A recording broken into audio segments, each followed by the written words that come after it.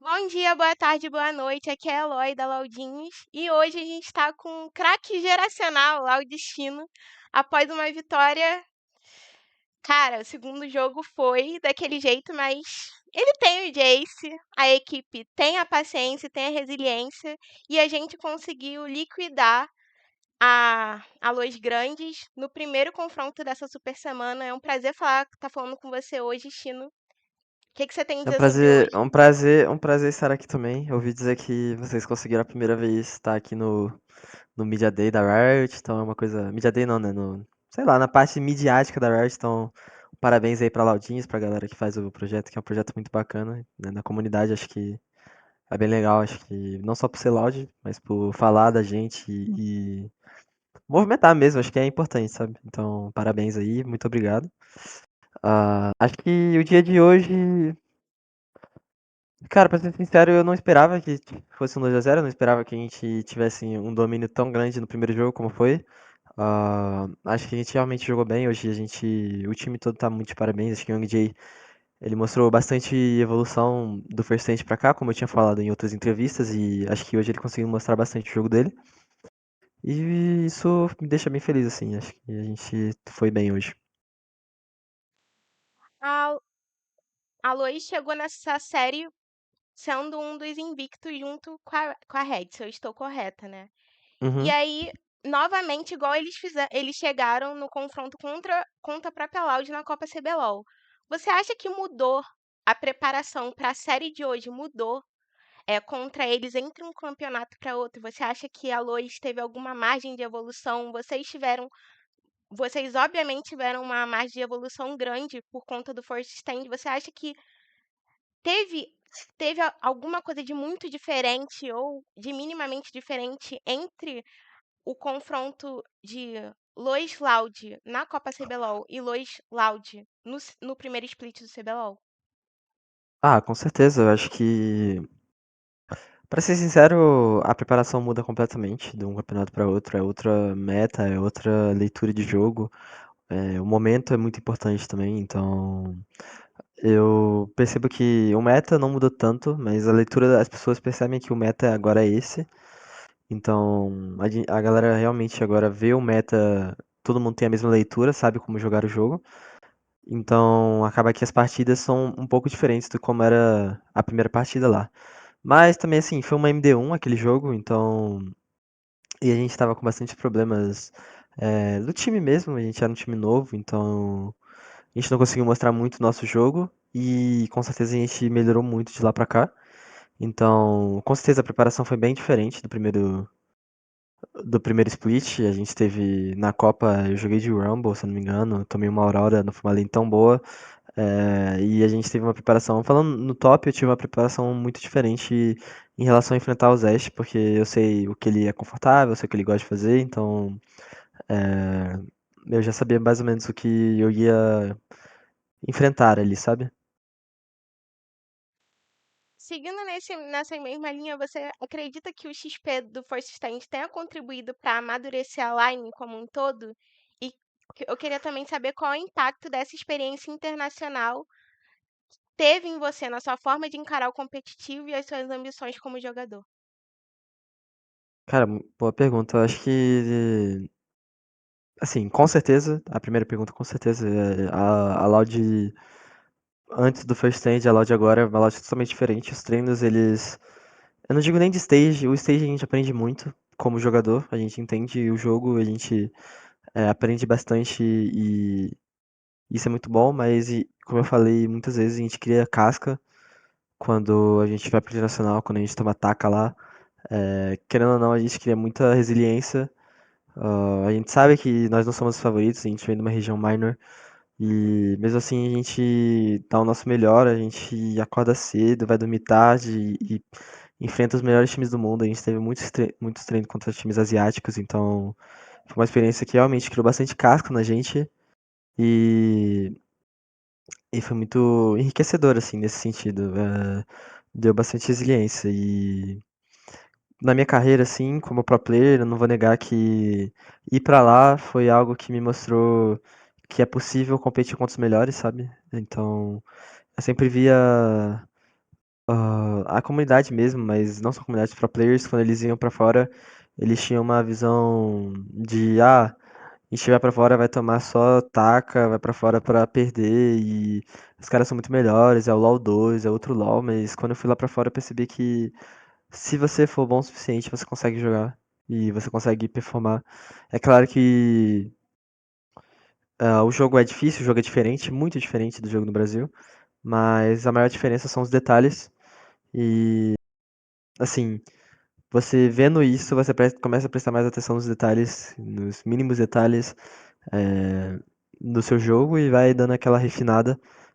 Acho que é assim que você joga com os melhores. Então me deu essa percepção de que a gente consegue, sabe?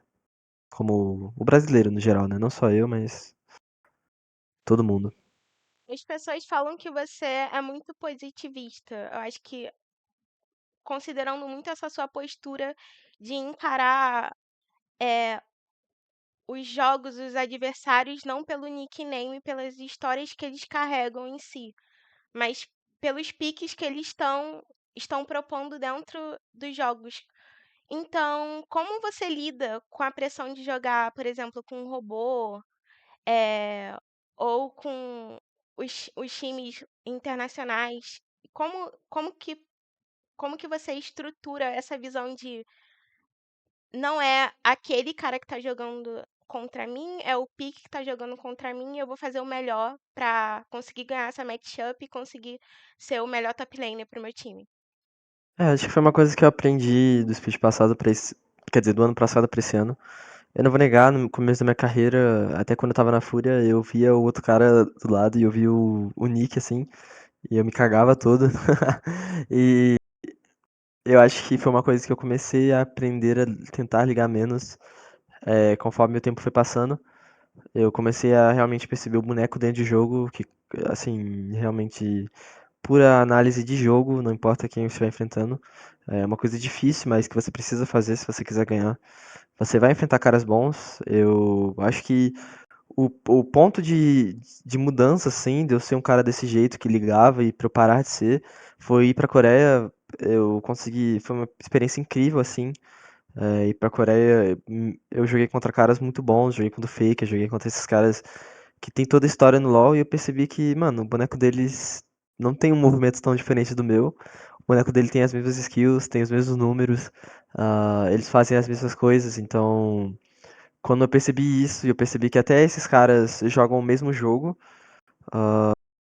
e realmente estive lá, acho que é uma coisa que você precisa estar lá, você precisa viver. É fácil falar, o jogo é o mesmo, mas com todo o retrospecto que a gente tem no Brasil, você acaba desacreditando nessa narrativa, mas quando você vai pra lá, você percebe que, se você for bom o suficiente, você consegue ver que o jogo ele é jogado. E nem se for bom o suficiente, acho que se você tiver só paciência, sabe? Eu fui pra lá, por exemplo, enfrentei o Siwu, que é o top da DK, mano, tomei um pau assim na solo Q, mas eu sabia, mano, ele é melhor que eu agora, mas eu acho que tem jogo, sabe? A gente escrimou contra o Kim, a gente e assim, claro que não foi full stomp, a gente foi um jogo na verdade que até mostrei coisas boas, mas você vai jogando contra o cara e você percebe, mano, acho que me dá mais 1, 2 anos, eu consigo performar contra esse cara, sabe? Acho que essa é a sensação que você tem que ter essa esperança e realmente tem que ter essa positividade, senão você não tem muita confiança em você mesmo. E eu sou um cara que, por muito parte da minha carreira, eu tive muita confiança em baixa e pouca autoestima, sabe? Acho que esse foi o jeito, essa. Não olhando pro que eu sou hoje, mas olhando pro que eu posso ser, fez com que eu tivesse mais autoestima e mais confiança pra jogar, sabe?